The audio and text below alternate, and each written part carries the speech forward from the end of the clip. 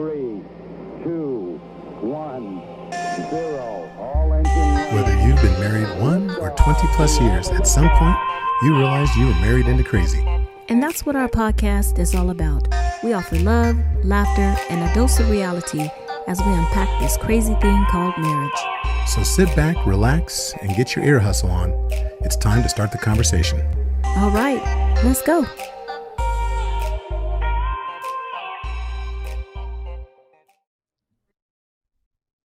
Welcome to episode 198 of the Married into Crazy podcast. I'm Lovey. I'm Snooks.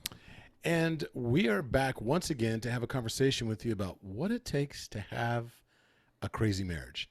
And for those of you that are new to the podcast, when you come to Married into Crazy, sometimes it is just 5150. Sometimes your marriage is just straight up crazy. But what we talk about is what? Being compassionate, real, accountable, zealous, and yielding.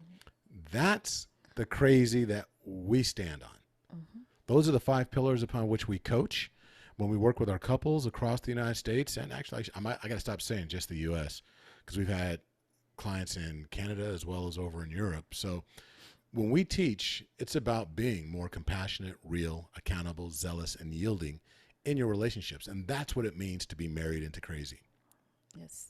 And so with that said, before we get any further, let's just make sure we pay some bills, meaning go to marriedintocrazy.com as soon as you're done with this particular episode and take a look at our coaching platform. Take a look around. You're going to see a variety of things that we actually offer to help make your marriage, be exactly what you want it to be. If you don't feel as if it's quite there, and we all have maintenance to do on our marriages, but there's things that are there. There's a link to the podcast, of course, that you can send your friends to, but there's also a link to our clothing line. There's links to so many different things that are there.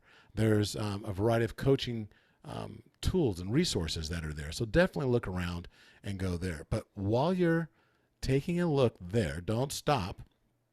Don't stop. Get it. Don't stop. Get it.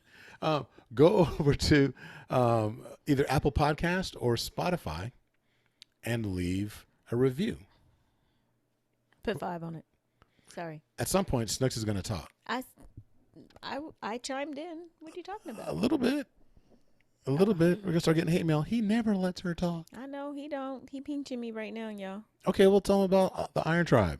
Go to Facebook and join our Iron Tribe, the marriage community, and be a part of our tribe. Everyone needs a tribe, a good tribe.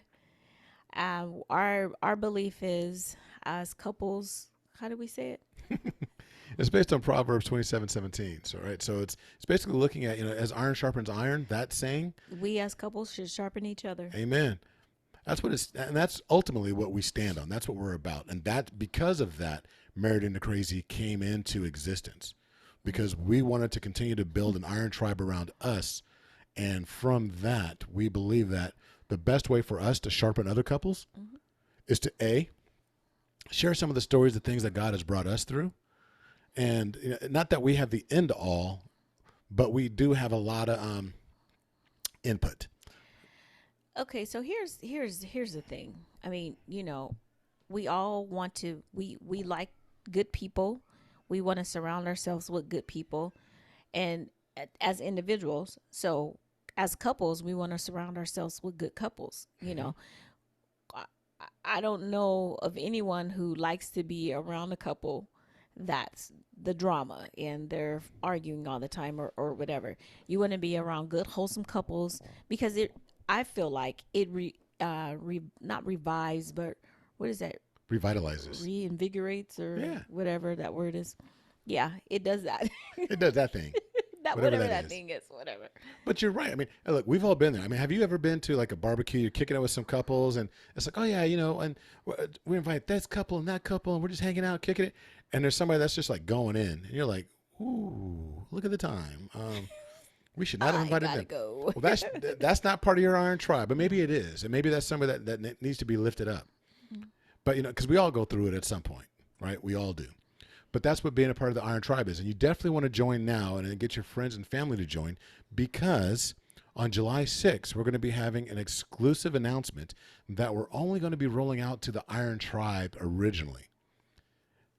It'll get out to the masses later on, but Iron Tribe gets first dibs as far as the information is concerned that we're going to be sharing to really take marriages to the next level. Right. I mean, you guys rock with us, so we want to make sure that you guys got first dibs, that y'all are taken care of first. Absolutely. So we're inviting you to join that Iron Tribe to be a part of this because, trust me, the test couples that we've worked with on this, just raving reviews, and they love what we're about to share with all of you. Mm-hmm. So we're excited about that. So that's our pitch. That's what we do.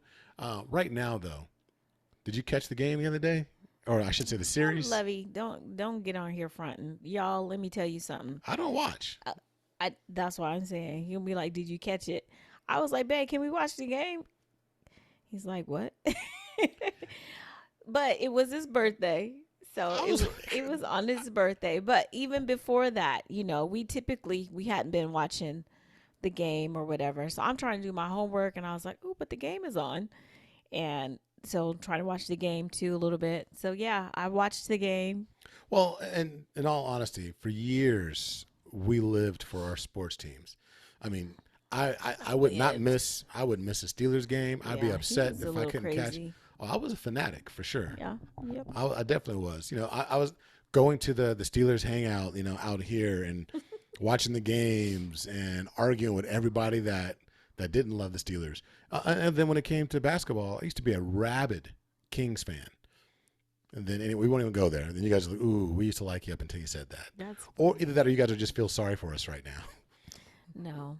But we, Robert Ory, if you listen, bruh, if I ever see you, I'm just letting you know. I'm just letting it be known. So funny. Don't cross the street when I'm in the car. If I'm wielding, okay, that could be considered. Can you not? Thank you. Now you're doing too much. Big shot, Rob. I don't like you. Anyway, I need therapy because of you, bro. Anyway.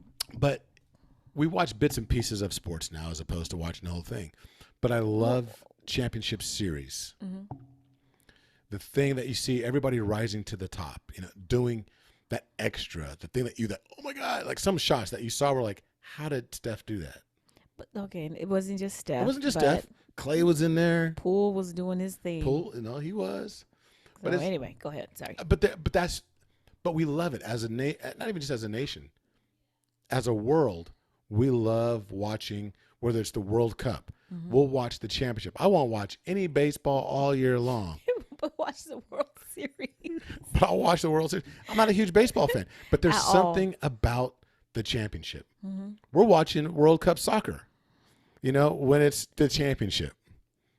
There's so many different things that we'll do. That's why everybody gets excited about the Olympics, because it's the culmination of champions from all over the world. What is it about a champion that excites us? I think for me, it's just the energy. That, okay, it's like this is the game's on the line or whatever. We have something that we're trying to obtain, something that no one else can have, because there can only be one champion, right? There can be only one. There can be only one. So you're like, okay, so they finna really bring the A game. They're going to just go in there, and they know that it's not like it's the first game of the season where we got 100 and some odd games where we could catch up or whatever. No, we don't have time for that. So we got to show up all the time. And I think that's what it is. Hopefully, they're always showing up and they're doing their best or whatever. So that's what I like. The excitement. It's just exciting. True. It's a different energy, right? Mm-hmm. And so the question is, what about our marriages? How do you become a champion at marriage? How do we create that kind of energy that you're talking about, that whole every day, but in our marriage? Well, I know for us, if you would just do what I say, we would have that. So. Well, I'm the sixth man, so I'm sitting on the bench. I'm like, okay. When I get called in a game, coach, put me in. I'm ready. But if you just do what I say, we always. It doesn't work like that. It doesn't. It's supposed to be a team. It is a team. Marriage is a team sport. I lead, you follow. Wow. That's not. No. Didn't we just have this conversation about whose name? What's your last name? Which one? Which one? You only got one. I lead, you follow. No, we're not even going to go there. But it's one of those things where what is it? How do we get to that next level? Because look, right now, many of us are playing early. A lot of our marriages are just the league games, Early league games. right? Where it's like, oh, we win some, we lose some, whatever. But how do we go from treating our marriage like traditional league games or preseason to the point where, you know what, every day we treat our marriage like a championship? Not that you have to win it, but that you bring the craziness that's involved with every single championship series that's played in the world. Right. You come and you leave. What do they say in the locker room? Leave it all on the floor. So how often are we leaving it all on the floor? Leaving it all on the floor in our relationships. When we was young. In our.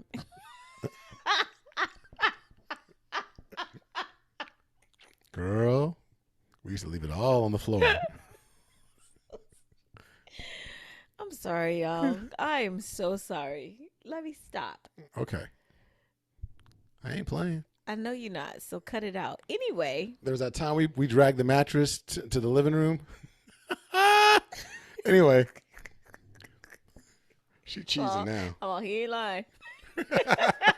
So look, no, but you're right. It's about leaving it all on the floor. You want to make sure. Giving it your all. When I coached and with the girls, when we were going into a national tournament, it was like, do not let Monday come and you feel as if I could have done just a little bit more. I could have played a little bit harder. I could have dove a little bit further or more often. I could have yelled or communicated that much more. I could have jumped a little bit higher, gave a little bit more effort. And we need to have that same attitude when it comes to our marriages. Well, and that is so very true, because with marriage, we're talking something that's our trophy is at the end of the day, and this is just my opinion. Our trophy is at the end of the day, I love you as much, if not more, than I did when I first got up that same day. So every single day, there's going to be another trophy. That's how I feel. So because I like that. I'm in it to win it. You know what I'm saying? Every day. Every single day, not just. I mean, okay. So the championship game, the series, 7 games, right? So, but our championship series is going on 25 years. So every day I have to get up with the mindset that I am going to leave it all on the floor, and I'm going to do whatever it takes to make sure that we keep this thing strong. If that means that I have to set my pride aside, and be like, all right, Lovey, that you got it, or whatever it is. I'm gonna do that. I'm not saying that that's easy. That's okay. Let me backtrack. I'm gonna correct myself.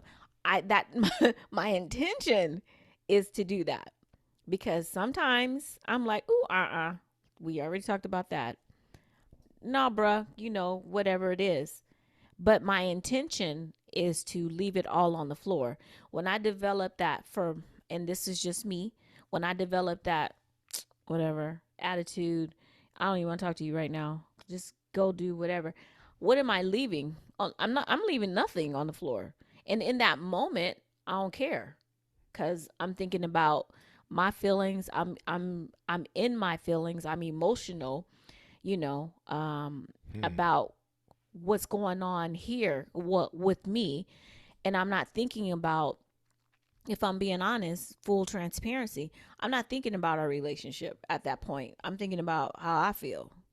So I can't think of our relationship and think about how I feel if I'm feeling negative. No, I get you. No, I get you. Okay. So think back to when I say 76ers, you think Iverson, right? I mean, there's a lot of people you can think I was of. like, no, I think of Dr. J. Dr. J. I know, that's true. Dr. J is the first that comes to my mind. But Iverson. Okay, so look at it. Right. Okay. So don't get it twisted, folks. What we're talking about, there's a difference between being an all-star, being a superstar, and being a champion. Because what you just described, when you were talking about, having ego and I'm going to do it my way and this, that, and the other, God bless him. I loved Iverson's game. But how many championships did he win? I don't think he won any. Right. He was a superstar. And there are a lot of superstars in marriage, right? getting things done your way, shining when everybody's like, oh, look good, smell good, make the money, got the house. Da-da.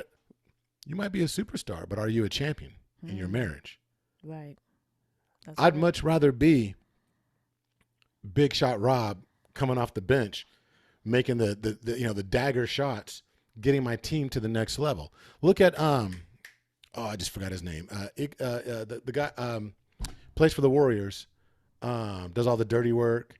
Oh my God, my brain is just seized up, and I just had his is it Iguodala? No, what's his name? Gosh darn it, I can't. Anyway, the other day I want to say it was like game 2, game 3. He got pulled from the game because he was stinking up the joint. He's usually a go-to guy, but they pulled him. I know who you're talking about. I know who you're talking about. It's killing me that I can't think of his name right now. But anyway, he gets pulled, and everyone's like on social media, like, "Oh, you need him on the floor." He was throwing everybody else off, but he sat there and rooted his team on and was waving the towel and doing all because he knew that I wasn't contributing at the level that I needed to contribute at. So he was willing to actually step aside and do what was needed for the team to win. How many of us are willing to do that for our marriage? Well, and that's called yielding, right? So he wasn't performing at the level that he normally does. No disrespect, because sometimes we fall short. I'm having a really bad day, and I'm like you said, stinking up the joint. The good thing is, this is when it's not about ego and I have to be right, or I have to shine. That's when you be like, you know what? Okay, cool. Yeah, I'm not doing such a good job here. You go ahead and you take the lead. And then, but while you're leading, I'm still rooting. I'm not hating. I'm not being mad about it or whatever, because everyone on that bench wants to play. Everyone wants to play. That's why they sign up or whatever it is. Some sign up like it's rec ball. That's why they go out for the draft. That's why they do these things. They sit and they watch. You show me that you could be a champion on the sidelines while you are cheering your team on. You don't always have to have the ball and make the shot, because sometimes when I'm on the floor, it's that cheering, it's that energy, it's you pumping me up. That's going to be the thing that's going to keep me going. It's so funny you say that. So with our girls, when they're playing volleyball, you can only have 6 on the court at a time. Just like in basketball, you can only have 5. But you got to, if you're blessed, you have a bench of girls. So we might have another 2, 3, 4, 5, 6 girls on the sideline. And what my co-coach, what Scott and I would always tell the girls is, we don't have people on the bench. We have on the court players, and then we have sideline players. Even if you're on the sideline, you're still playing. You're still in the game. You got to be in the game. So that means that we always tell them energy in, energy out. We would challenge the girls that the girls that are on the sideline, you need to feed energy onto that court, because when it comes time, when your rotation comes around, you're going to need that energy. So you're feeding in what you're going to feed on later on. And the girls that are out there on the court know that you got girls that are on the sidelines that are feeding you energy. So we need that going back and forth. Right. When something happens, you come together, you cheer on the court, but you look at your girls on the sideline and you scream and you yell at them as well, like, because it's all one big family. That's right. I love that when I see teams, like if you watch the Olympics, you'll watch these girls, or even college. I'm a big volleyball guy, but you'll see them doing these little dances every time. Like a girl, they didn't score the point, them individually. But their team, somebody on their team, just the girl that you want to replace, that you really want to be in her position right now, she goes up, gets a monster kill, and the first thing you do is they got these little dances they do, right? And they'll do these things, and then when it come together, they all cheer together, they lift each other up. Somebody gets injured, next person up. They're cheering each other on, but it's not about self. It's about the betterment of the team. Your team is you and your spouse. How often are you cheering for them? Not just when it's during sex. Go on, girl, get that. Do that thing. So stupid. Or like, come on, baby, you handle that. It's how zealous are you? How zealous are you for your entire? Are you trying to win a championship every single day in your marriage? Are you contributing? Are you being accountable? Let's just be honest. Are you being compassionate and recognizing that, hey, you know what? Somebody's having a rough day today. Let me lift them up, instead of turning that knife a little bit more. Well, you should have did what I told you to do, or what I recommended. Don't be shitting on me. Right? Shouldn't. What you should do. Should. She said should, for all the censors out there. And then, but you know what? But it's Should. crazy shows up every single day. It should show up every single day in some form in your marriage. Being compassionate, keeping it real. Like, look, today was rough. I'm having a hard time, or I'm struggling. I don't like you right now. I don't like the way that you talk to me out in public or whatever. But let's focus on that, or let's be about, you know what, on the real. I feel like I'm doing everything. And you're focusing on that, right? Let's focus. Let's keep the main thing, that accountability, being accountable to each other. We talked about zealousness right now. Snooks talked about yielding. How crazy are you being every day? Because if you're crazy, you're going to win that championship. Yeah. I mean, and it, you can't just be one. I can't just be just compassionate. I have to be real. I have to be accountable. I have to be zealous. I have to be yielding. And if we could use, we're talking championship. If we could use basketball, keeping with that analogy. So there's an offense and there's a defense, right? Yep. So Steph going up, monster dunks or whatever, getting the ball in, Green defending, but everybody has something that they have to do, not just one thing. You can't just go out and shoot. You got to you got to block. You got to rebound. You have to, It was Green that stunk up the joint. But no, I was trying to think earlier. Oh, I almost said Draymond, but it wasn't Draymond. Draymond that I was thinking of. It was somebody Draymond. else. But I was like, why? So you said, I was like, Draymond. So anyway. But do you know what I'm saying? Yeah. If you Why got the ball, I'm being racist.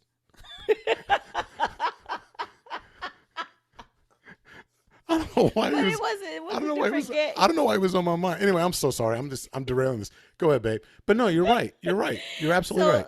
But you can't just be one thing. You can't just be a shooter. You have to know how to rebound. You have to be on the lookout for. You have to guard your guy. You have to be ready for the steal. You have to be all of these different things that, But some players are role players. Right? Steph isn't your monster dunker. He's not that guy that plays inside and posts people up. He's on the outside, and he's a sniper. He's shooting you from the outside. But you feed that ball in. You got somebody like Draymond, right? That's the dirt. I won't call him the dirty player. He's the guy that's hitting the floor, that's doing whatever it takes. He's like the modern day version of oh my God, Bulls, crazy hair, getting the rebounds. Rodman. Dennis. Yeah. So Dennis. It's like Dennis. It's not Dennis Rodman. No, I mean, but I'm saying he's just meaning Dennis Rodman gets a bad rap. The passion and the passion, doing whatever it took to get the ball back out to Mike or get it over to Pippen. He did whatever it took, and people didn't like him, but he was zealous about, I'm gonna get that rebound. I'm gonna outthink you in order to get there. You might out hustle me. You might be a better athlete. And I might be hungover for the last 3 days, but I'm going to get this done. And he showed up every single time. But that's not the only thing that he did. That's what he was known for. But he wasn't a shooter. But I mean, if he didn't just do that one thing. No. He didn't, but that's what I'm saying. Yeah. It wasn't like he just stood there, okay, when they get over here, I'm running up and down the court too. If I see an opportunity, I'm going to take it. You know what I'm saying? Yeah, he did. So you got to be multifaceted, but also recognizing that some facets of your game are not as good as others, and that's that's why people pass it out. I was going to say that's when you pivot, you pass it, you whatever. Right? Like, yeah, you're not going to see, every now and then, yes, but you don't see Draymond out there trying, throw the threes. That's Clay. That's a splash brother. That's Clay, and that's Steph. That's their role. Like they'll do that. They'll slash when they need to, but they do play all the different facets of the game, but they also recognize the strengths of the others, and they put their teammates in position. But I was getting ready to say that, though. One thing about it, sometimes you have to take that shot. If nobody else, if you can't get that ball to wherever, who the sweet person is, you're going to have to take that shot. That's why you have to practice in every area, because you never know when you're going to be required to do it. Right. And that's even in relationships. Yeah. You never know when you're going to have to cook or wash clothes or whatever. Right. So you practice. I think people have figured out by now that compassion is not my strength. That's not what I got. That's not why I got signed to the team. It's not. That wasn't it. It was a variety of other things, and you learn, you get stronger, right? The more you're around people, we're using a lot of sports analogies, but when Jordan came into the league, when he went into the league, he wasn't known for his defense, but he eventually became Defensive Player of the Year. Same thing with Kobe. Kobe was not known for his defense. Oh my God, no! But he was became not. Defensive Player of the Year. Right. These things that may not come naturally, or you've never had to focus on them. But when you become part of a team, you look for ways to be able to contribute at a higher level. And again, we'll bring this back to how are you looking at your marriage to figure out how you can contribute at a higher level? So it's just, I don't know. I'm just going to throw this in there. You already brought it up earlier, but this is where you seek those that have tools and so on, So with our coaching, we do, what is that? The DISC assessment. DISC assessment, help you understand each other. Help you understand each other and what your strengths are and what your tendencies are so that you can become stronger in those things where you need, I won't say where you need work, but you want to strengthen all areas. So if I recognize that maybe I'm not good over on this part, but I'm extra over here, I need to work on this part. Well, you can't see my hands, y'all. But sorry. But I need to work on what's less than before I. And you continue to build your strengths. You strengthen your strengths, and you try and build up those. You shore up your defenses on the things that you aren't as good at. But you always want to move everything forward. Mm-hmm. And let's just keep it real, since we're still talking about sports analogies. Every single person that we've mentioned so far had a coach. Even when you play at the highest level, when it comes to athletics, you think baseball coaches, pitchers have pitching coaches as well as their head coach, as well as a first base coach, as well as a third base coach. They have a variety of coaches.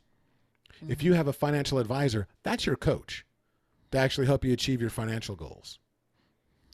You have marriage goals. Do you have a coach? And I'm not just talking about the guy next door that you have beers with. What you need to do, this is how I got my woman to do. No, you get a real coach, right? Michael Jordan had a shooting coach.